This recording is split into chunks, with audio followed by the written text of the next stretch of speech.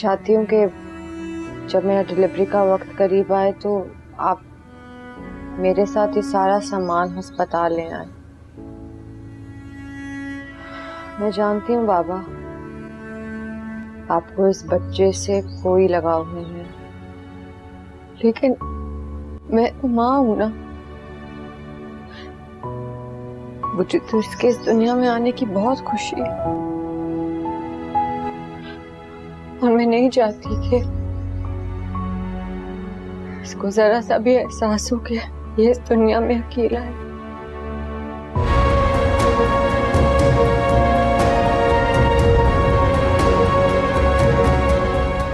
मेरे कत्ल के बाद उसने जफा से तौबा। हाय उस ज़ोद पशेमान का पशेमान होना।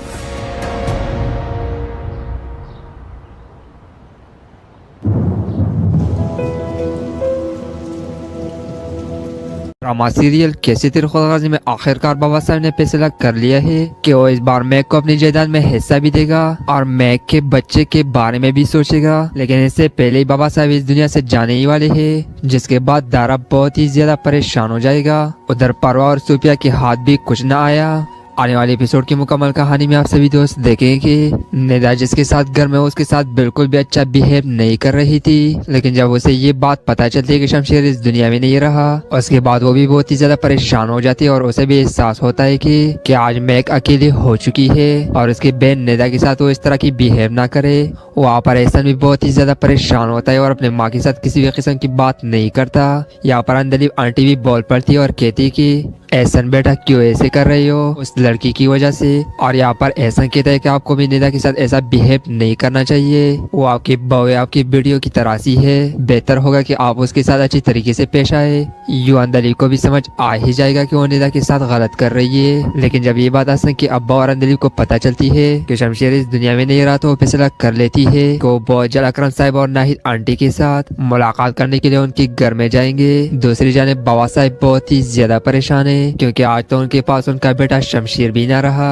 आखिर इस बार वो क्या करेंगे, उन्हें भी अपनी गलतियों का एहसास हो चुका है कि वाकई में उन्होंने बहुत ही ज्यादा बुरा किया है, जिसकी वजह से उन्होंने ठान लिया है कि इस बार वो इकरार जुर्म भी करेंगे और 50% का हिस्सा मैक के नाम लगवाएंगे। नवाब साहब के मुताबिक उनके बेटे मरहूम की ज़ौजा मैक के नाम तमाम जायदाद में से 50% हिस्सेदार बनाया गया है। यहाँ पर ये सारे के सारे बयान होने के बाद और इकरार जुर्म करने के बाद बाबा साहब को आखिरकार अटैक हो ही जाएगा और जिसके बाद उनकी मौत हो जाएगी। यूं बाबा साहब भी इस दुनिया से चले ही जाएंगे अपने बेटे के गम में और अपनी बीवी के गम में आज इस दुनिया में ना रहे। आखिर अगर खुशियों के साथ रहते बाबा साहब तो बहुत ही ज्यादा अच्छा होता। माँ चली गई, बेटे का गम, और बेटे के चले जाने के बाद बाप भी चला गया। और जैसी प्रेस कॉन्फ्रेंस हो रही होती है तो यहाँ पर दारा की बाग लग जाती है क्योंकि जैसे उन्हें पता चलता है कि बाबा साहब अब इस दुनिया में नहीं रहे, उन्हें अटैक हो चुका है, तो परेशानी में वो अंदर जाते हैं जहाँ पर बाबा साहब नीचे पड़े होते हैं। यो पहले तो शमशेर का जनाजा उठा और उसके बाद बाबा साहब का भी। उधर मैक जो कि बहुत ही ज्यादा परेशान अपने घर में बैठी होती है, वहाँ पर कमरे में शमशेर की तस्वीर को लगाकर उसी की तरफ देख रही है और उसी की तस्वीर के ऊपर हाथ लगाकर शमशेर को महसूस करने की कोशिश कर रही होती है। लेकिन इस बार शमशेर उसके पास ना रहा।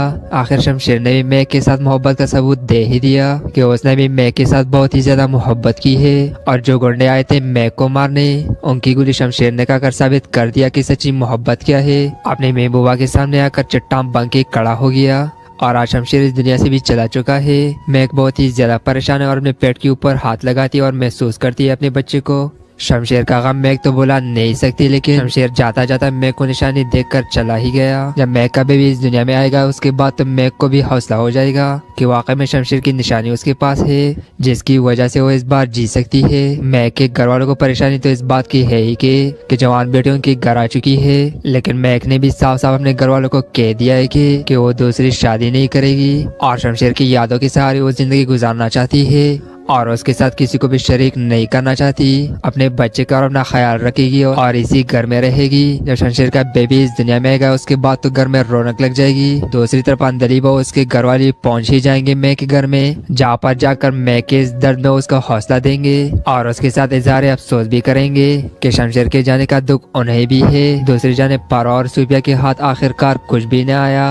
जिस तरह से उन्होंने सोच रखा था कि सूफिया के साथ वो शमशेर की शादी करवाएंगी, लेकिन आज शमशेर इस दुनिया में रहा ही नहीं और 50% जायदाद में भी हिस्सा मैक और उसके बच्चे का हो ही गया। आखिरकार इस ड्रामे का एंड हो ही गया। दुखी तो है ही, शमशेर के चले जाने के बाद लोगों की आंखों में जो आंसू देखे गए वो किसी अपने के चले जाने के बाद आने वाले आंसू से कम नहीं थे। लेकिन सबको जो कुछ भी हुआ उस सबका जिम्मेदार बाबा साहब ही थे। उन्हीं की वजह से शुरू से लेकर आज तक शमशेर और मैक एक दूसरे के साथ खुश नहीं रह पा रहे थे। आज सबकी जिंदगी बर्बाद हो ही गई। जवान बेटी घर में बैठ गई और शमशेर भी इस दुनिया में ना रहा और इस दुनिया में आने वाले बच्चे के सर के ऊपर बाप का साया भी ना रहा। जिंदगी है इस चीज का नाम। लोगों को इस बात का सबक भी दिया है कि कभी भी अपनों की खुशियों को छोटा ना समझे, और वो माँ की खुशियाँ हो या बेटे की। एक माँ अपने बेटे को हर हाल में खुश देखना चाहती है, वो कोई भी ख्वाहिश क्यों ना कर दे। जिस तरह से शमशेर की ख्वाहिश मैक थी, मोहब्बत थी उसकी, उसी के साथ उसने बेइंतहा प्यार किया। लेकिन उसके बदले में उसके बाप ने उसके साथ बहुत ही ज्यादा बुरा किया। बाबा साहब की इस दुनिया से चले जाने के बाद बहुत सारे लोग बहुत खुश होंगे, क्योंकि लोगों के ऊपर जिस तरह से बाबा साहब जो ड्रामा सीरियल कैसे तेरे खुदागर्जी में आखिरकार बाबा साहब ने फैसला कर लिया है कि वो इस बार मैक को अपनी जायदाद में हिस्सा भी देगा और मैक के बच्चे के बारे में भी सोचेगा। लेकिन इससे पहले ही बाबा साहब इस दुनिया से जाने ही वाले है, जिसके बाद दारा बहुत ही ज्यादा परेशान हो जाएगा। उधर परवा और सूफिया के हाथ भी कुछ न आया। आने वाले एपिसोड की मुकम्मल कहानी में आप सभी दोस्त देखेंगे कि निदा जिसके साथ घर में उसके साथ बिल्कुल भी अच्छा बिहेव नहीं कर रही थी, लेकिन जब उसे ये बात पता चलती है कि शमशेर इस दुनिया में नहीं रहा, उसके बाद वो भी बहुत ही ज्यादा परेशान हो जाती है और उसे भी एहसास होता है कि आज मैक अकेली हो चुकी है और उसकी बहन निदा के साथ वो इस तरह की बिहेव ना करे। वहाँ पर एहसन भी बहुत ही ज्यादा परेशान होता है और अपने माँ के साथ किसी भी किस्म की बात नहीं करता। यहाँ पर अंदलीब आंटी भी बोल पड़ती है और कहती कि एहसन बेटा क्यों ऐसे कर रही हो उस लड़की की वजह से। और यहाँ पर एहसन कहता है कि आपको भी निदा के साथ ऐसा बिहेव नहीं करना चाहिए, वो आपकी बहू है, आपकी बेटियों की तरह सी है, बेहतर होगा कि आप उसके साथ अच्छी तरीके से पेश आए। यूं अंदलीब को भी समझ आ ही जाएगा कि वो निदा के साथ गलत कर रही है। लेकिन जब ये बात एहसन की अब्बा और अंदलीब को पता चलती है कि शमशेर इस दुनिया में नहीं रहा, तो वो फैसला कर लेती है कि वो बहुत जल्द अकरम साहब और नाहिद आंटी के साथ मुलाकात करने के लिए उनके घर में जाएंगे। दूसरी जानिब बाबा साहब बहुत ही ज्यादा परेशान है, क्योंकि आज तो उनके पास उनका बेटा शमशेर भी ना रहा।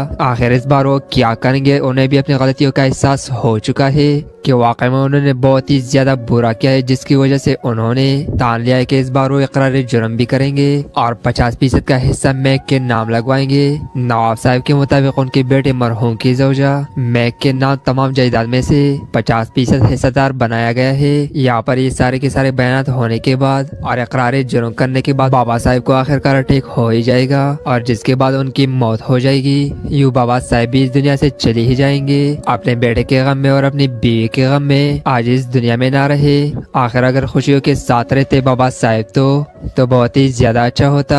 माँ चली गई, बेटे का गम, और बेटे के चले जाने के बाद बाप भी चला गया। और जैसी प्रेस कॉन्फ्रेंस हो रही होती है तो यहाँ पर दारा की बाग लग जाती है, क्योंकि जैसे उन्हें पता चलता है कि बाबा साहब अब इस दुनिया में नहीं रहे, उन्हें अटैक हो चुका है, तो परेशानी में वो अंदर जाते हैं जहाँ पर बाबा साहब नीचे पड़े होते हैं। यो पहले तो शमशेर का जनाजा उठा और उसके बाद बाबा साहब का भी। उधर मैक जो कि बहुत ही ज्यादा परेशान अपने घर में बैठी होती है, वहाँ पर कमरे में शमशेर की तस्वीर को लगाकर उसी की तरफ देख रही है और उसी की तस्वीर के ऊपर हाथ लगाकर शमशेर को महसूस करने की कोशिश कर रही होती है। लेकिन इस बार शमशेर उसके पास ना रहा।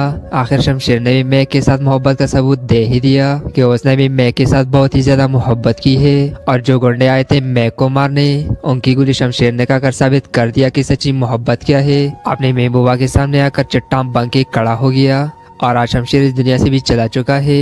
मैक बहुत ही ज्यादा परेशान है और अपने पेट के ऊपर हाथ लगाती है और महसूस करती है अपने बच्चे को। शमशेर का गम मैक तो बुला नहीं सकती, लेकिन शमशेर जाता जाता मैक को निशानी देखकर चला ही गया। जब मैक का बेबी इस दुनिया में आएगा उसके बाद तो मैक को भी हौसला हो जाएगा कि वाकई में शमशेर की निशानी उसके पास है, जिसकी वजह से वो इस बार जी सकती है। मैक के घर वालों को परेशानी तो इस बात की है ही कि जवान बेटियों की घर आ चुकी है, लेकिन मैक ने भी साफ साफ अपने घर वालों को कह दिया है कि वो दूसरी शादी नहीं करेगी और शमशेर की यादों के सहारे वो जिंदगी गुजारना चाहती है। और उसके साथ किसी को भी शरीक नहीं करना चाहती। अपने बच्चे का और अपना ख्याल रखेगी और इसी घर में रहेगी। जब शमशेर का बेबी इस दुनिया में आएगा उसके बाद तो घर में रौनक लग जाएगी। दूसरी तरफ अंदलीब और उसके घर वाले पहुंच ही जाएंगे मैं के घर में, जहाँ पर जाकर मैं के इस दर्द में उसका हौसला देंगे और उसके साथ इजहार अफसोस भी करेंगे कि शमशेर के जाने का दुख उन्हें भी है। दूसरी जानिब पारा और सूफिया के हाथ आखिरकार कुछ भी न आया। जिस तरह से उन्होंने सोच रखा था कि सूफिया के साथ वो शमशेर की शादी करवाएंगी, लेकिन आज शमशेर इस दुनिया में रहा ही नहीं और 50% जायदाद में भी हिस्सा मैक और उसके बच्चे का हो ही गया। आखिरकार इस ड्रामे का एंड हो ही गया। दुखी तो है ही, शमशेर के चले जाने के बाद लोगों की आंखों में जो आंसू देखे गए वो किसी अपने के चले जाने के बाद आने वाले आंसू से कम नहीं थे। लेकिन सबको जो कुछ भी हुआ